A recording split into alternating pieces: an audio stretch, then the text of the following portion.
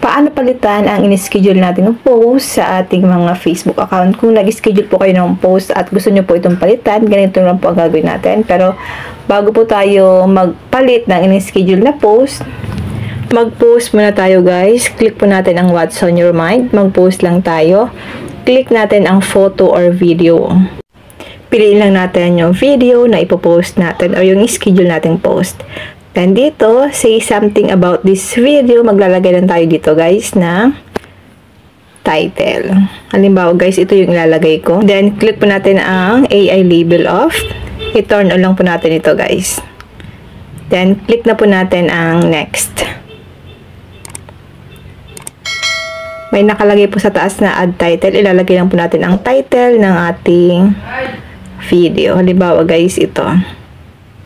Then, click natin ang scheduling options.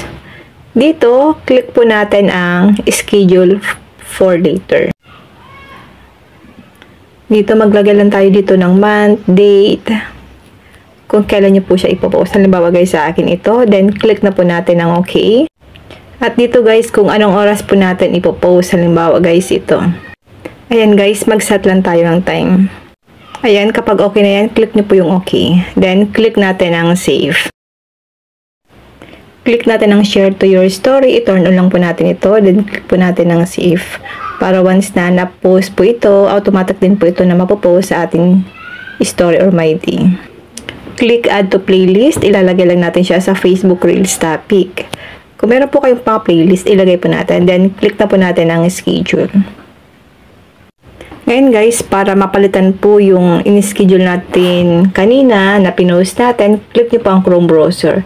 Ilagay nyo lang po yung Facebook account nyo. Sa akin po, dahil Facebook page, i-open ko po ang Meta Business. Click nyo po yung content, then click natin ang scheduled. Then lalabas dito guys yung video na in-schedule natin kanina. Click natin ang 3 dots dito para ma-edit po natin yung time or yung date. Click natin ang edit post. Then, click natin itong next sa pinakababa. Yung pong kulay blue. Click next. Click natin itong parang calendar dito. Ngayon guys, itong 29, ilalagay ko siya sa 28. Babaguhin ko siya. Then, dito sa pinakababa, ayan. Sa time naman tayo guys, babaguhin natin tong oras. Kailangan po hindi pa malapit sa oras kung saan in-schedule nyo po ang inyong post.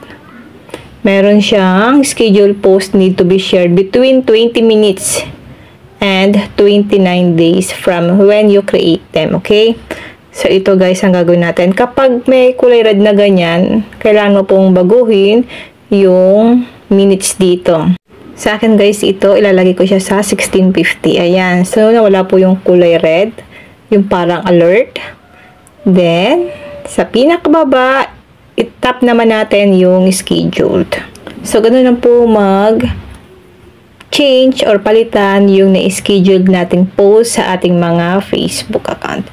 Yun lang guys. Sana po may natutunan kayo sa aking video. Kung di ba po kayo nakafollow sa aking Facebook page, pwede nyo po akong i-follow. Positive Mind. Nagtuturo po ako ng mga tips and tricks. At sa aking YouTube channel, RQ Willow, para lagi kang updated sa lahat ng tips at video tutorial na ina-upload ko. Mag-comment lang po kayo sa comment section kung may mga tanong kayo. And now, thank you for watching. God bless you all.